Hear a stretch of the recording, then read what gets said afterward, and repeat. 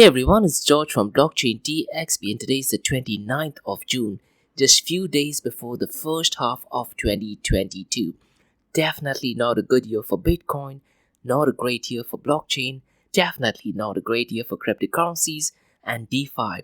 Great first half for Binance though. Binance has been making a lot of partnerships left and right. Today we're going to be talking about stable coins. Stablecoin accounts for almost 90% of cryptocurrency trading volume, 24 trading hour volume.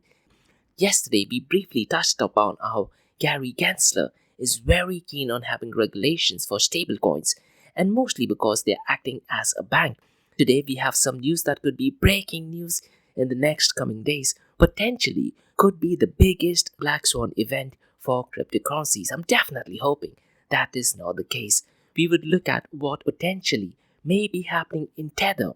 And are there some hedge funds who are trying to short USDT and are being notorious and creating panic in the cryptocurrency world?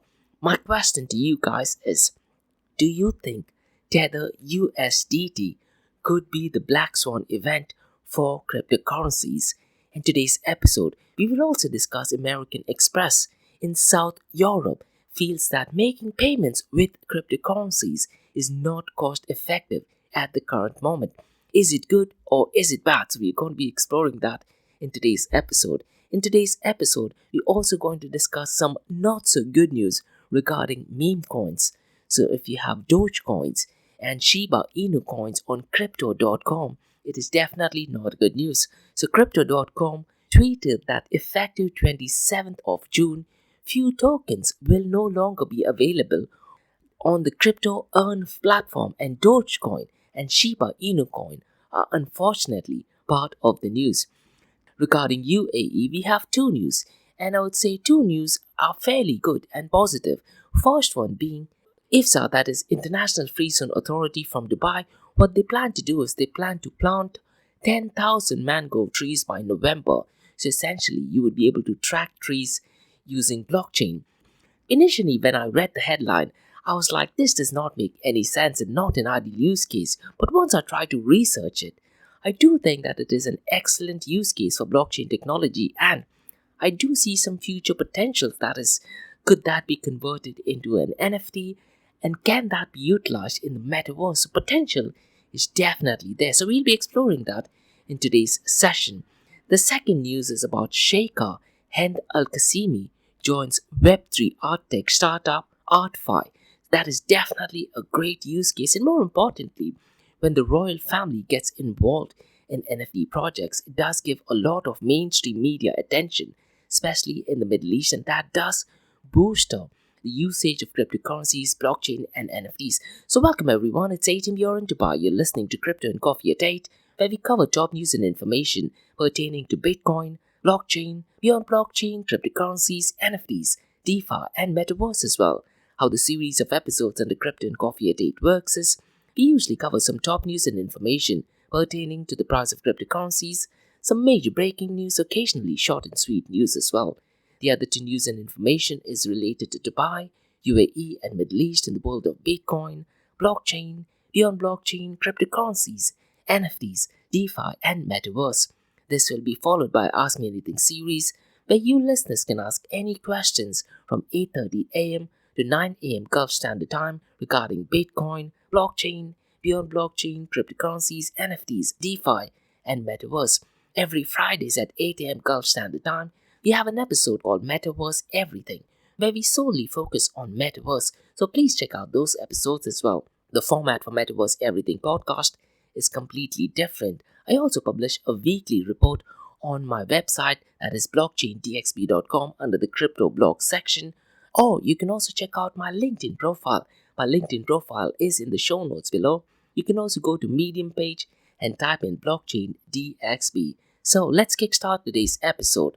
The global crypto market is gone way below the $1 trillion mark. Yesterday, I was hoping that the price of Bitcoin and cryptocurrencies would actually pass the $1 trillion mark, but that's not the case.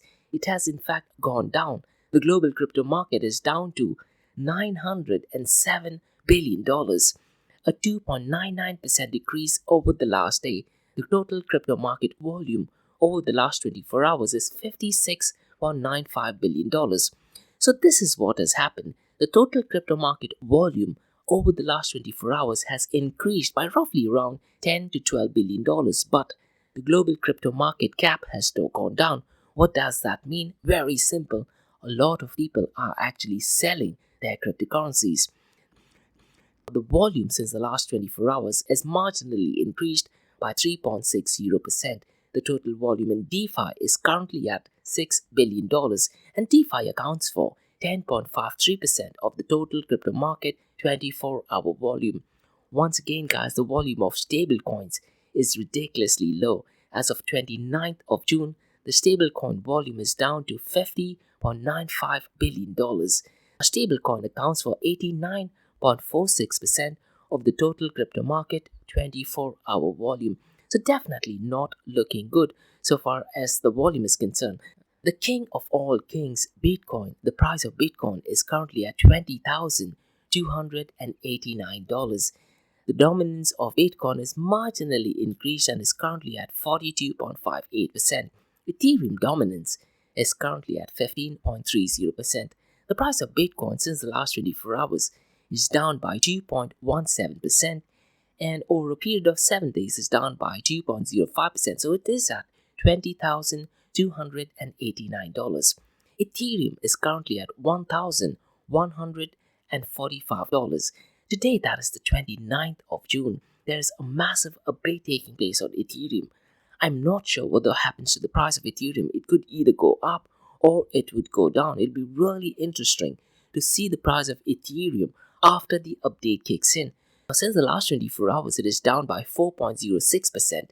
Since the last 7 days, it is marginally up by 1.76%. Binance Coin is at $226, and since the last 24 hours, it is down by 2.99%, and since the last 7 days, it is up by 3.18%. So let's kickstart today's news, but I'd like to pose this question once again. What do you guys think? Do you guys think will Tether USDT be a Black Swan event for cryptocurrencies? So what the massive news is, Paolo, who's the CTO of Tether and cryptocurrency exchange Bitfinex, posted a series of very important tweets. If you read through the tweets, it is a bit scary and it does provide a lot of information. I'm really not sure why he tweeted that. He tweeted, and again, he did a lot of name calling for hedge funds. Now, these hedge funds have noticed something in Tether USDT and they have decided to short Tether USDT. So what would happen in layman terms? What happened to Terra Luna could possibly happen to Tether USDT. In the tweet, he talks about how hedge fund billionaires are shorting Tether, and some of the reasons which he did actually mention, and I'm hoping he should not have mentioned that. He actually said that, according to the tweet, the hedge funds believe that Tether is not 100% back. They believe that Tether has exposure to Evergrande.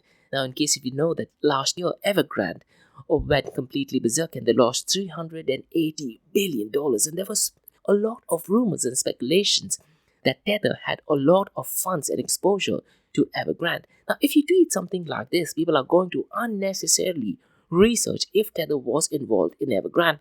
My personal feeling, and this is just on the top of my head without doing any research, because they have tweeted, I personally think Tether may have had exposure to Evergrande. He also tweeted that Tether has 85% exposure to Chinese CP, and Tether has in the past created tokens out from thin air. Guys, this is something which I 100% believe. Yesterday, someone asked me a question if Tether USDT could be a Black Swan event, and I definitely think that what Tether has been doing is extremely notorious. They have in the past created tokens out of thin air. Finally, he also tweeted that lenders were borrowing from Tether without over collateralization. This is something which can be proved only if there is an open audit. One last thing that he said was that the hedge funds believe in all the narratives that some competitors were spreading via coordinated troll networks. In this tweet, he also talked about Tether did actually reduce its commercial exposure from $45 billion to $8 billion. This all seems fine, but the fact is it's very simple. When you have a stable coin such as Tether USDT, and let's say for instance, if your circulating supply in case of Tether is $60 billion, you need to be backed by $60 billion 100%, and mostly it has to be cash or physical money. In case of Tether, that's not the case. They only showed 4% backed by cash, and the remaining were commercial paper. So the commercial paper essentially is no use. So if you read through his tweet, it is actually extremely scary. And personally, it's really hard to trust Bitfinex. The craziest thing is Tether claims to have trustworthy auditors, extremely scary because they have the audit done by a complete independent audit. I believe in 2008, the audit report was literally a one-page document. In that one-page document, it just had a pie diagram which showed all the reserves. Definitely not professional at all. So definitely a must read to the series of tweets that he has posted. And News BTC article has also stated that hedge funds have been opening short positions on Tether USDT and have been actively creating panic in the cryptocurrency industry to affect the stable coins. What's going to happen with stable coins? Now, currently the volume is ridiculously low, yet they account for 90% of the total crypto market 24-hour volume. That the USDT circulating supply is $66 billion, but the trading volume, 24-hour trading volume, is roughly around $40 billion, so extremely low. If you look at the total crypto market volume is hovering around $50 billion. Out of that $50 billion, Tether still accounts for $40 billion. Interestingly, Decrypt shared an article that shows Tether market cap has dropped by 19% since the start of May, and at the same time, Circle's USDC has climbed by 5%. And this is something which I believe I covered in day before yesterday's podcast. Someone asked me a question about stablecoins, and they asked if there was some kind of a rumor or conspiracy. I personally think it's a conspiracy. So in case if you want to find out more, listen to my episode which I released on the 27th of this month, and I talked about why Circle USDC circulating supply has increased. As a matter of fact, it has gone to more than double just since 2019. The 24-hour trading volume for stable coins is extremely low. What I have noticed is a lot of companies recently have been switching from USDT to USDC, especially companies in UAE as well, which is a bit strange. So I believe just last month itself, I might have looked at 3 to 4 companies who used to accept USDT, but they were switching from USDT to USDC. So in case if you guys want to find out more information about the whole controversy between USDT and why the volume of USDC has gone up, I did release an episode on the 27th of June, and the title of it was called as Stablecoin Accounts for 87% of the total crypto market volume. You can listen to the podcast either on Spotify, iTunes, Google, Pocket Cast, even on Anchor. As the Bitcoin Fear and Greed Index is going down, it is currently at extreme 10. Gonzalo Perez del Arco, the Director of Government Affairs in South Europe for card payments for American Express, he's put out a statement that he believes making payments with cryptocurrency is not cost effective at the moment. And he put out this statement in an exclusive chat with Cointelegraph editor Aaron Wood, and this was during the European Blockchain Convention Summit which took place earlier this month. So definitely not looking good, especially when you look at the Bitcoin Fear and Greed Index is going down. And the whole notion is because of the price volatility. With all these scenarios, unfortunately, it does make a perfect situation for central banks across the world to denounce cryptocurrencies, highlight the risks associated with volatility and rug pulls such as Terra Luna, and I'm hoping it's not Tether USDT in the next coming months. It just makes a perfect use case, sets a perfect scenario and advertisements for central banks to start promoting central bank digital currencies. We at Blockchain DXB have an event via Eventbrite that talks about central bank digital currencies, and we talk about the basics of it, the threats to freedom, and how it can be used in the metaverse. So please go to eventbrite.com, look out for central bank digital currencies. It is a completely free event, and you're more than happy to go ahead and ask me any questions on that. The next news is something which is not a good news, especially for meme coin holders. Crypto.com earlier issued an update via Twitter stating that customers effective 27th of June will not be able to earn crypto on Shiba Inu, Dogecoin, and quite a lot of other cryptocurrencies. It does mention Flow as well. And at the same time, they have other cryptocurrencies that are now available to earn crypto via the Crypto Earn program. And they also have a revised rate. So go to crypto.com and check the Twitter account. In that Twitter account, it is linked to an official blog. So you can either go to the crypto.com's Twitter account or go to the crypto.com's official blog website. It will give you the perfect and updated news. Moving on to news regarding UAE. The first news is about Ifza, that is International Free Zone Authority from Dubai.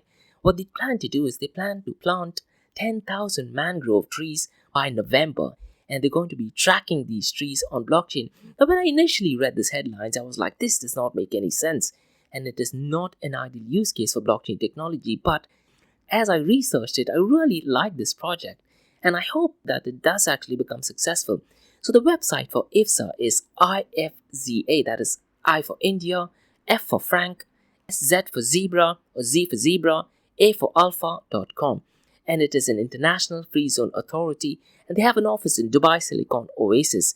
So what Ifza does is they offer professional license, commercial license, industrial license, and branch setup as well. And they have a simple 4-step approach. That is, the first thing is you have consultation and proposal, then you send in your documentation, then they do the processing, and finally the license approval and assurance. Apart from that, they also have different services such as license services, immigration services, and they have a section called Other on the website that tackles real estate, training and education, service, and Ifza Life. I'm not sure what Ifza Life is.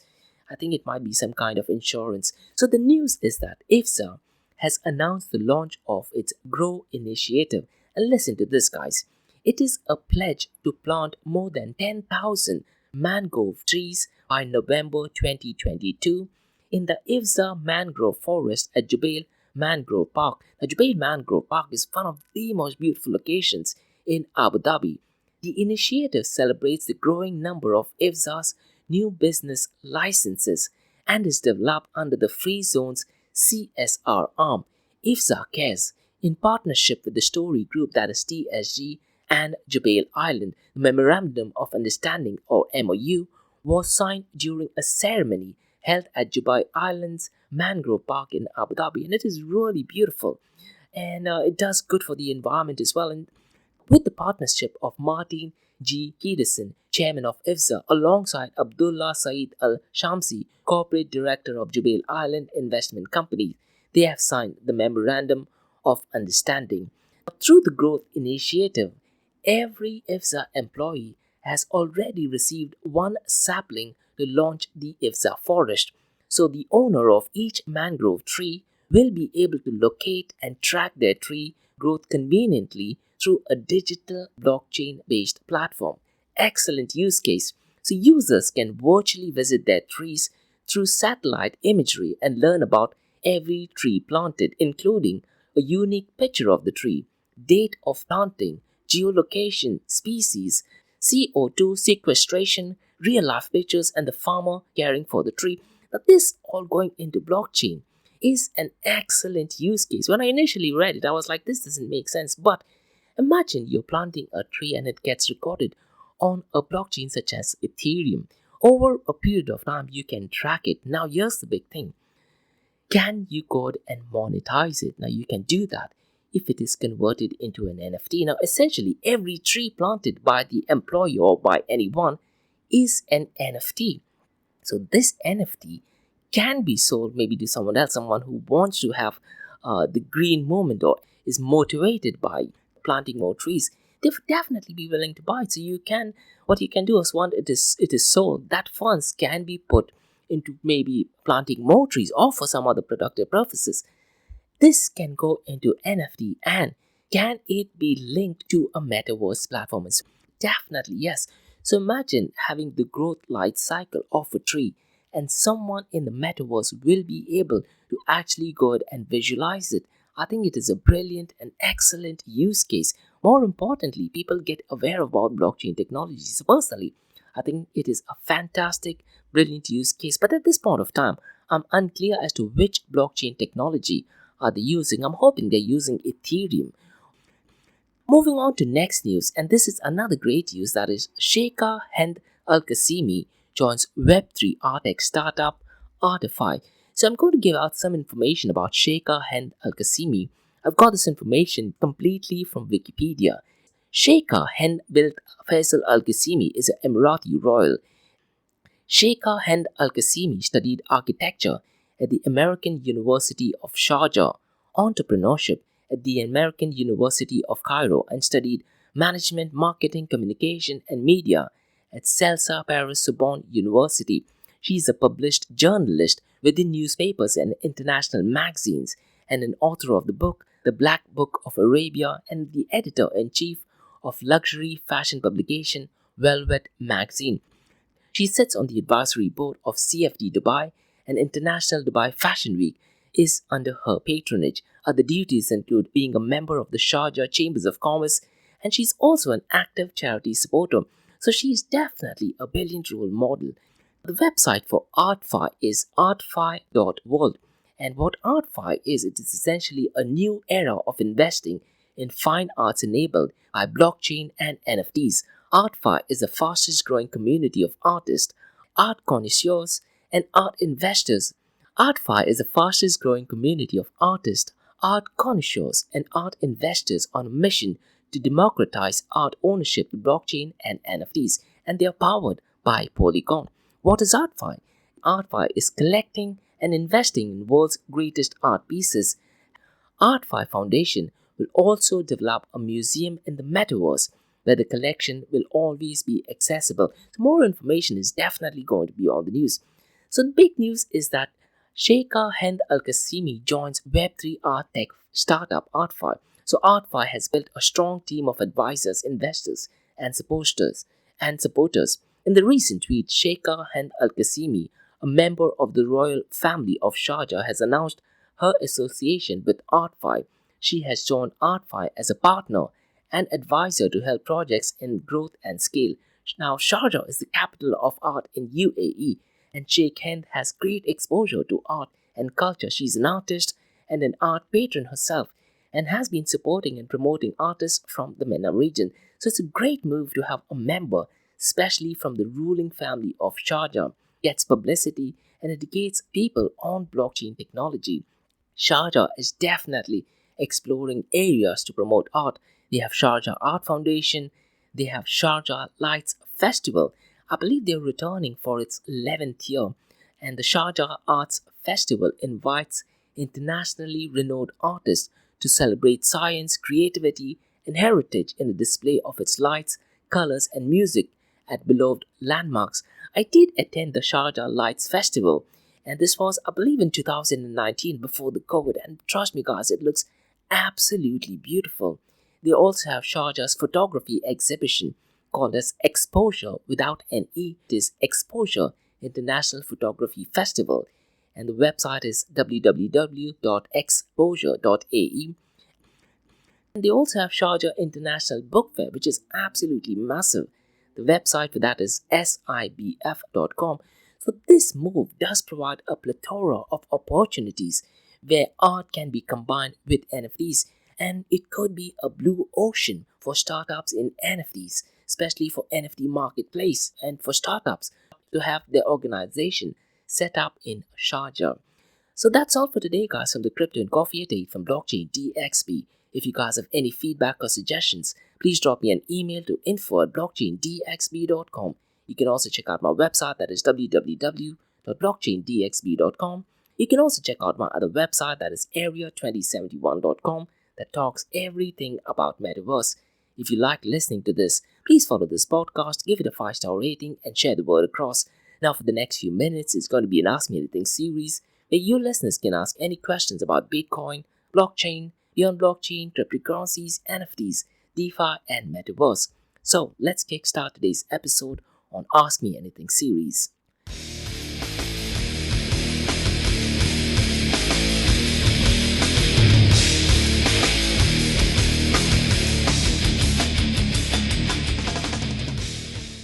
Hey everyone, it's George from Blockchain DXB. You're listening to the Ask Me Anything series where you listeners can ask any questions about Bitcoin, blockchain, beyond blockchain, cryptocurrencies, NFTs, DeFi, and Metaverse.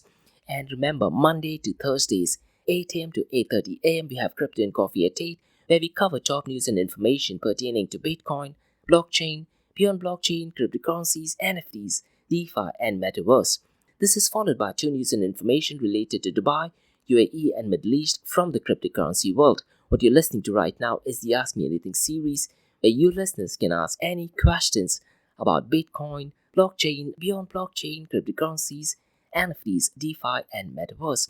I have a question by Paul who asks, what do you think of Tether USDT as a Black Swan event? So let me rephrase Paul's question. Paul's question is, do you think Tether USDT could be a Black Swan event for cryptocurrency? Now, honestly, Paul, I would give my answer in 2 ways.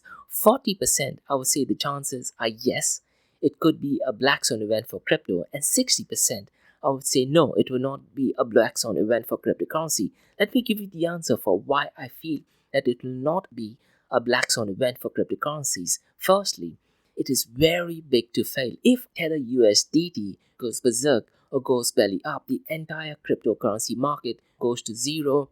I've also sent messages to my friend, if that happens, you may as well sell off all your Bitcoins as well. It could literally be the end of cryptocurrencies and Bitcoin.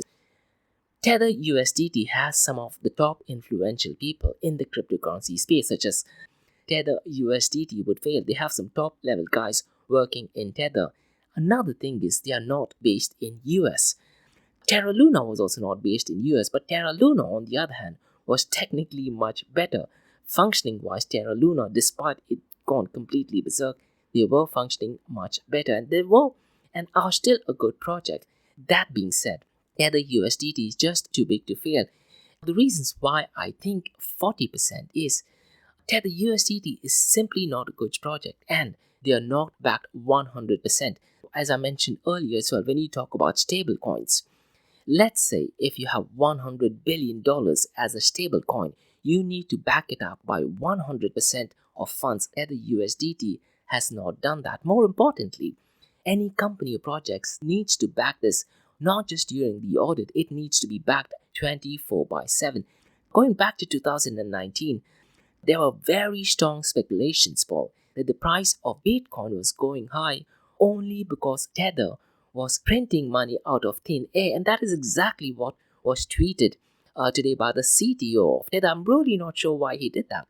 So what happened in 2019, there were really strong speculations that Tether USDT was creating Tether USDT out of thin air.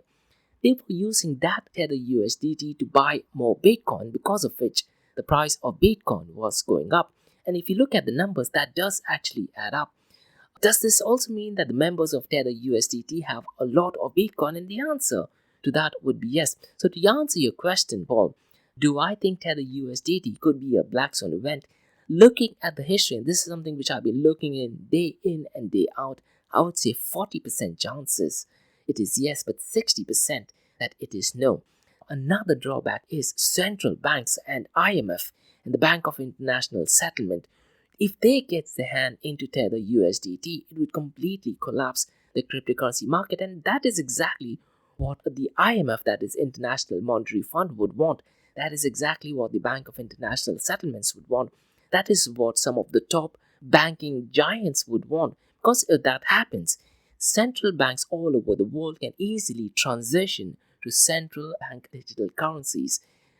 Central bank digital currencies would be absolutely the worst thing. It does pose a lot of problems. And Bitcoin was purely created so that there is no middle person and the transactions are completely peer-to-peer. I have a next question by Sherry, who asks, can you give us the date of the events?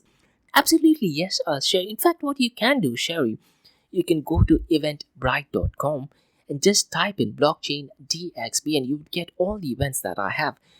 I'll just try to remember the top of my head the events that I have. I have a series on Bitcoin, a beginner level series of Bitcoin starting from the 7th of July, and it is essentially a 3-part series. So the Bitcoin series is on 7th, 14th and 21st. That takes place at 11 in the morning Gulf Standard Time. And on the 7th, I also have a beginner level series on Ethereum, but that takes place at 2 p.m. Gulf Standard Time. And on the 8th, the very next day, I have an event on Central Bank Digital Currencies. And on Central Bank Digital Currencies, I talk about the basics of central bank digital currencies, the threats to freedom, and how central bank digital currencies can actually be used in the metaverse. That is an event that I have. And exactly a week after that, I have an event on pestle or analysis on Bitcoin, that is political, economical, social, technological, environmental, legal, and religious analysis on Bitcoin. And that is on the 15th of July. I believe it is at 11 a.m. in the morning. Finally, on the 22nd of July, the end of the month, I have a series on Metaverse where I talk about the basics of Metaverse, the hype around Metaverse, the reality of Metaverse, and the New World Order. And the session is broken down into two parts, that is part A and part B. And in part B, I talk about if blockchain technology is actually needed in Metaverse. So shall we do one thing? You can go to eventbrite.com, type in Blockchain DXB. You'll get all the information. All the events are completely free of cost. Or you can also drop me an email to info@blockchaindxb.com and I'll go ahead and share. I'm more than happy to share with you all the details.